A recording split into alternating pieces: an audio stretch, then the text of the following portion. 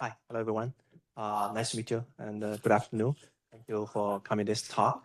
And we're going to talk about architecturing real-time data lakehouse with StreamNative Ursa and Apache Iceberg.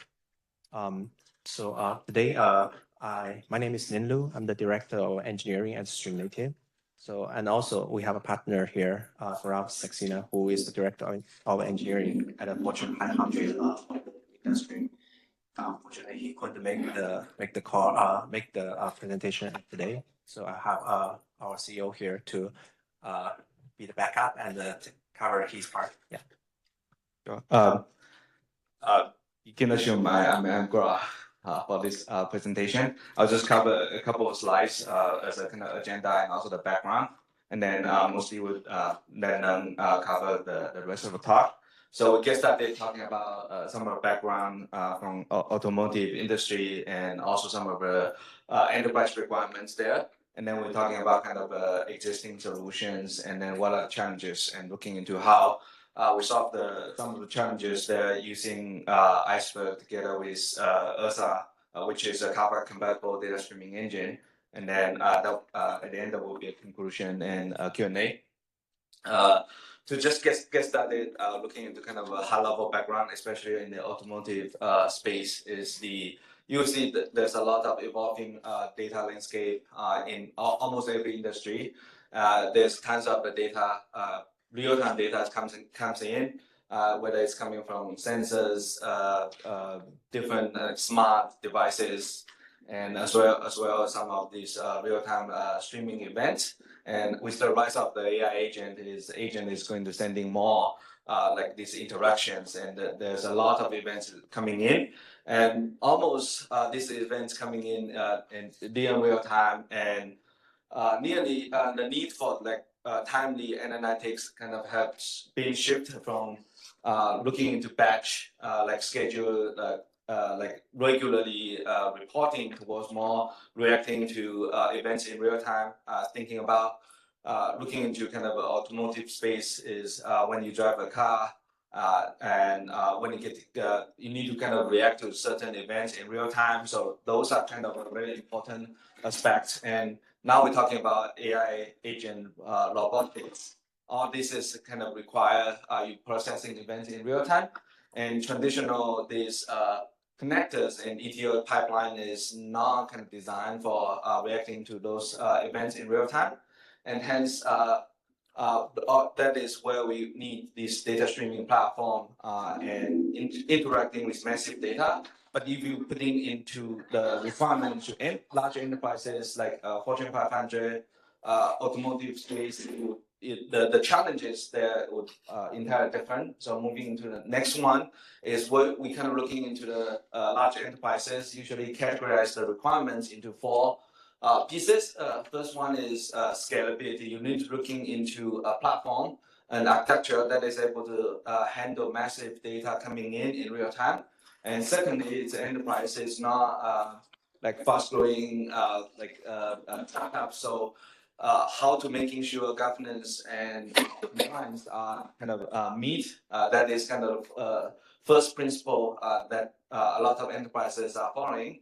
And lastly is because it's massive and there's a lot of data, we need to making sure it's cost effective because cost control is everyone on top of everyone's mind. And lastly is enterprises are building on long-term sustainability. It's not just about okay, I adopting a solution, I change it in the next few years. So how to making sure you're building on a future-proofing architecture. Interoperability is one thing that is very important because you can making sure you adopting open standard and be able to kind of plug in engines without changing the underlying data, moving data between different systems. And we're kind of using connected vehicle as an example. By just looking into this one is the first one, really easy to understand massive data streams coming from different like cars, sensors, smart devices. And secondly is because it's coming from different like devices and you're driving that in kind of different situations. So there's a very complicated complex ingestion pipelines there, and it's also kind of critical analytics that you need to apply, and that is in real time. You're making sure that it returns all the analytics insights back into your whether it's a command center or control centers there, to making sure it reacts correctly. And lastly, it cannot tolerate the delays, so it has to be real time. And the last thing is the traffic is we have seen in some of these use cases is really spiky. You have to be able to scale up to handle those spikies in a very cost-effective way. To summarize this is that you need data streaming. You need to react to that in real time. So we typically need a Kafka because it's standard for the real-time data streaming, but at the same time, it's massive data. You have to keep those data as well. So you have to looking into solution. Something is built on top of object storage, which is cheap, and be able to store petabytes of data. But at the same time, you have also looking into standard, and that's where Iceberg comes in the picture. So people typically just put Kafka and Iceberg together. And when you use that to adopt the solution, it quickly kind of getting into challenges there. And that's kind of where we are going to talking about today, is how we can architect real-time cost-effective lakehouse using data streaming technology together with the Iceberg. And I'm going to pass on to Neng to take on the details there. Thank you. Okay. Yeah, so for some of the Kafka, for the traditional Kafka to Lakehouse approach, what we would find some of the issues here is first of all, there are expensive data silos, and also in order to moving the data from Kafka into the Lakehouse, we would probably rely on some of the complex ETL pipelines, and also because we have Kafka, we have all these connectors, and we need to connect them together in order to move the data to Lakehouse. So the operational overhead is also something of a very high degree. So if we look into deeper, looking into the architecture, this is normally usually how it looks like when you set up all your pipelines by spinning up some of your applications, sending data into a Kafka cluster, and then spin up some of the connectors, maybe probably multiple connectors moving data into different locations, different destinations. So it looks pretty standard and normal, right? There's nothing looks obvious wrong, and everyone probably is doing these things nowadays. But based on our experience, and if you look closer, there are multiple things can be run or can be improved. We kind of summarize 5 of the things actually can be optimized or actually can be addressed, and we'll go through each of them one by one. So first of all, the one thing that we immediately notice is actually the cross-zone network. So although the cloud vendors actually charge you for sending traffic across AZs. So because of the topic ownership, because of the data repression need for traditional Kafka, what you have to do is the applications may need to send traffic across networks AZs to other brokers in order to send data to the corresponding topic. And then the brokers will need to replicate data among each other in different AZs because of the HA requirement. And so that we are actually crossing the network boundaries multiple times just to save the data. So this actually can be pretty massive, pretty expensive if your traffic scales up. And secondly, it's more about expensive disk-based replication. So in order to save these data, we have to provision a large volume of disks to save to persist all these data to make sure that all data are saved safely. And also, in order to do that, most of the time, what we observed is there will be over provision compute because coupled the compute and the storage together. And then when the data was persisted, and now we are trying to look into how to move data from Kafka to Lakehouse, then we probably spin up a lot of connectors under the hood. It's actually can be considered as some kind of clients consuming data from Kafka, right?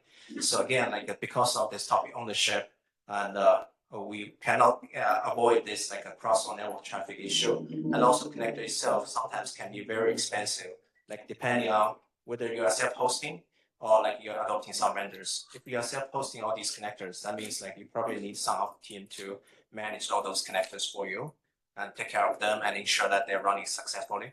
And if you are adopting some kind of vendors for running this connector services, depending on their pricing model or charging model, you maybe pay them for the resources you scheduled, or like you maybe need to pay them for the data you transferred. So these are all the like connector overheads here.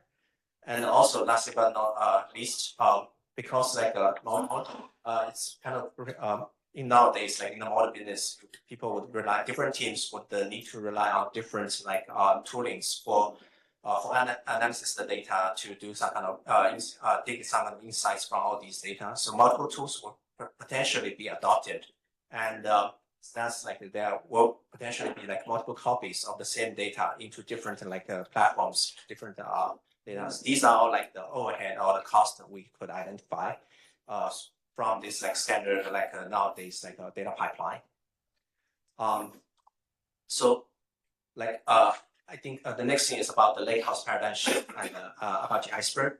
So when we first look into this area, I think Lakehouse really solves the problem that standardized all the data format, so that like you only need one open format in order to serve all your like data analysis analytical needs. And then when we initially like discovered the Apache Iceberg project, and then we were like fascinated by its beautiful abstract design table APIs, as well as all these like great like features, including like the open table format, which can ensure that you are not locked by any vendor, and the data can be processed by different engines as long as they're compatible with the Apache Iceberg API. And then some of the performance benefits here is like you can do query more faster, and the partitions can be pruned and optimized, and also like it supports like schema evolution. And then the building governance for like transactions, data versioning, and ACI guarantees. So really like we really like consider Apache Iceberg could be the future for the data foundations. And since we are the like streaming guys, so the question comes to us is like how can we build up the reasonable and great integration with Apache Iceberg? So yeah, so most naturally, so we will have some kind of built-in connectors to like starting from sending data from our streaming engine into Apache Iceberg. So you will see like some of the vendors will say, okay, this is a one-click like experience that your data will appear in your table. So most of the time, if you look deeper, or if you dig deeper, you will see that maybe that's just a connector like copying the data over the network, or maybe that's actually a flink job that is also like secretly copying the data over the network. So the question we ask ourselves is like, can we even do better? So because we want to do something different, and because we want to do better, so we start out setting some of the principles when we want to follow or we want to achieve, like when we design a new solution. So first of all, Kafka is kind of the de facto protocol. So we want to make sure that Kafka API, our new solution is Kafka API compatible, and so that like users, all the users, they don't need to make any changes to the application code to publishing data to the new engine. And secondly, like we are aware of that cost is a very cost can be very expensive. When your traffic ramps up and when you use all these existing solutions, so we want to make sure that there is a leaderless architecture we adopt to like eliminate inter-AZ data transfer cost, as well as eliminate all these this cost. And last but not least, we really like believing that Lakehouse, Apache Iceberg would be the future for enterprise data solution. So we want to make sure that this new engine is actually built natively on top of Lakehouse, so that it uses the natural open format, and there's only one copy of data needed to serve like both the streaming use case as well as some action analytics. Since like it's Iceberg or Lakehouse integration natively, the catalog integration is another part. So once the customers, once the users publishing the data into the engine, like this data will automatically be viewable, queryable by all these modern tools. So with this kind of like principle in mind, we completely rewrite our streaming engine and building all these like services layer by layer. So you will see on the left side. So first of all, we have a set of like stateless brokers that is waiting for customers to publish in data, whether using Pulse API or Apache Kafka API. And once the brokers, stateless brokers, get all these data published from the client side, you will actually like write them as write them off into the object store so that we can get rid of all the disks. And after a certain period of time, all logs would actually be compacted and saved into Lakehouse using the Iceberg format or the Lake format. Yeah, and eventually like be available saved in this object store like AWS 3, GCS, or Azure Blob Store, and discoverable from all these like popular catalog services. Yeah, this is the architecture of our new engine. But if we put in a larger picture, like what does it mean, or what's the meaning of like building this and how it fits into the enterprise like data stack? Actually, we would like to consider that as an augmentation of the Lakehouse architecture. So what we call is like a streaming augmented like Lakehouse. So what happens here is like the data streams or the streaming engine actually fits perfectly into the Lakehouse architecture. What happened is like the external data source, whether that's from a database or that's from like some SaaS tooling or like Kafka or files.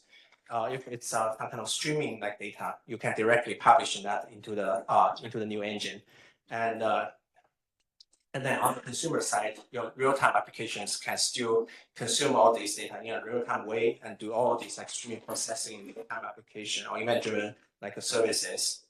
And within this Lakehouse, the streaming engine is actually actively pushing all the data, writing them in write log, and then like compact them into the Lakehouse format and save that in the Lakehouse eventually. So actually, you only have one copy of data, and you can serve both the like streaming need as well as the like analytical like batch analytical need, and also like since it integrates with the data lake, data catalog. All your like data assets can be managed in a uniform way with all the catalog services available. And yeah, then so if we go like a little bit abstract way, so these are the like how your like data stack looks like from an abstract view. You actually only need one copy of the data in order to serve in all your different kind of use cases. Okay, so I think that this would be a pretty fun thing. We have actually a video prepared for you to see how, as a quick like a review. Let's break down the hidden costs of Kafka and see how Ursa is transforming real-time data streaming and dramatically reducing these expenses. High availability is essential. Kafka improves deploy across multiple. There's a catch. Every time an application sends data, Kafka replicates it between zones and apps. Clients need to send data to Kafka across traffic, leading to additional networking costs. Ursa, on the other hand, removes this unnecessary expense. With Ursa's zone-aware feature, applications send data only to brokers that need them, eliminating interzone network costs. Kafka ensures data durability, writing 3 copies across different zones. And keeping these copies when paying for both storage and interzone traffic. There's a completely change to this model. So that multiple copies writes directly to object storage. Or provide high availability. No need for redundant interzone replication. The result, lower replication costs. Kafka forces users to over-provision compute because storage and compute are tightly coupled. You need more storage to scale compute, even if you don't need it. Ursa decouples compute from storage, allowing you to scale each independently. Need more storage, increase storage. Compute, increase compute. No more over-provisioning, no more wasted resources. Kafka requires additional connectors to move data to cloud storage. These connectors demand extra compute power. Kafka sends data to connectors with additional network costs. Ursa removes this burden. Writes data directly to cloud storage in open data formats like Iceberg and Meetup downloading. No extra connectors, no additional compute, lower costs. If you're using the Lakehouse with Kafka, data stores twice. Once in Kafka and once in Lakehouse, and it's double the storage cost. Eliminates duplicate storage costs. native integration with catalog, like data activity catalog, stuff like open catalog. Lakehouse users can query data directly from others. No need to store the same data twice. One copy, one cost.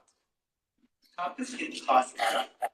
But with Ursa, you get a smarter approach to data streaming. No interzone transfer fees, no redundant replication, no over provisioning, no extra connectors, no duplicate data copy. Stream smart, switch to Ursa.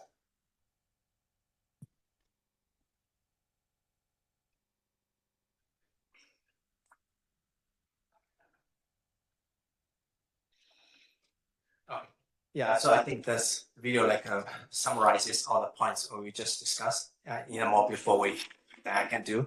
So now that we know Ursa and which is built on top of Iceberg and which is kind of a cost-efficient solution for data streaming engines, and what about what if we want to use it, and what about my existing data in the Kafka pipelines? So actually, we built up this small elegant tool called universal linking, which actually copies data from the Kafka source clusters and then writes into the object storage in the Lakehouse format directly. So if you are a Kafka user, you probably know the mirror maker, which is copying data from the source cluster to destination cluster. One of the biggest difference here is Unilink, it doesn't send data to the destination brokers directly. Instead, it's just moving data into the Lakehouse tables. And then later on, once you decided, okay, I want to use Ursa to save even further costs, you can spin up a set of new brokers to start just serving your data, serving the traffic from the Lakehouse tables. Okay. So yeah, I think as a conclusion, real-time data Lakehouse with this Ursa plus Apache Iceberg solution, you will get a really real-time data lakehouse without all these complexities. So that it's cost efficient and very simplified, as well as with high performance. So if you're interested in more of the materials, you want to learn more about Ursa, how it was architectured and how it's implemented, and even if you're interested what kind of cost saving can help you, please check out all these links blogs. Yeah.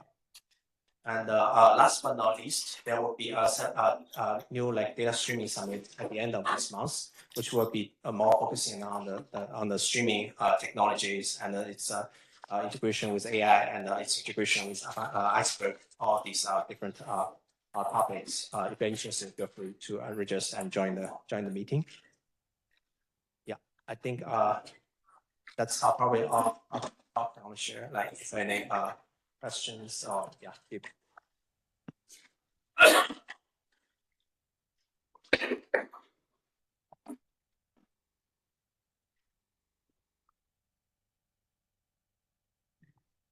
Yeah, I think the Kafka you are comparing is kind of update. There's a recent movement towards diskless Kafka, right? So any comment on that? Yeah. So the diskless is more. I think it's more motivated by the cost saving, the cost sessions right now people are paying to, and but there's a price for that.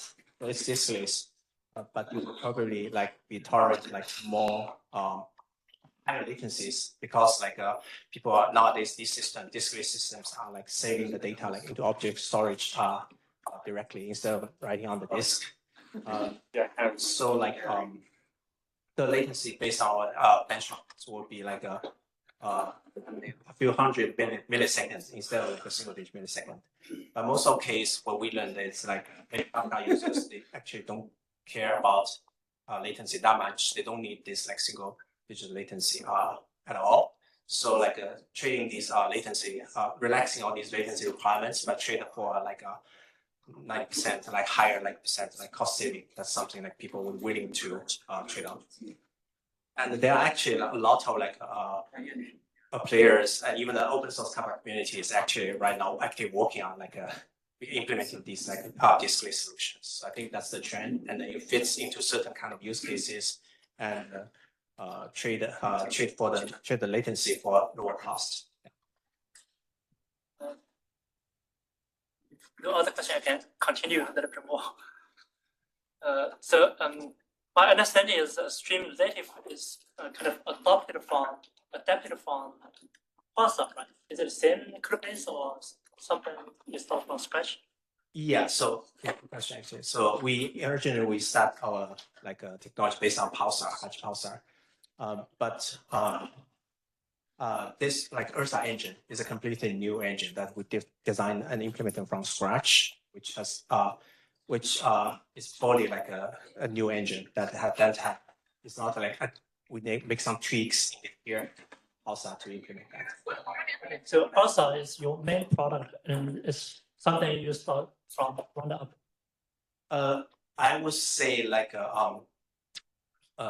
depending on what kind of use cases you want to use. Like if you have a higher requirement or you need on the messaging queuing side, or if you have a higher requirement on the latency side, you want really low latency, then Pulsar is probably still the way to go.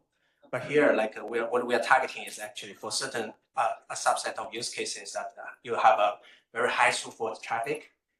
You don't care about the latency, but you really want to save your cost, then Ursa would be the ideal solution. And also the Lakehouse integration. So this would be the ideal solution. So okay, give other people some opportunity. Talk to you offline.